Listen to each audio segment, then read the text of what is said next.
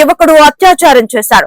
పోలీసులకు ఫిర్యాదు చేశాడనే కక్షతో బాలిక కుటుంబ సభ్యులపై విచక్షణ రహితంగా దాడి చేశాడు.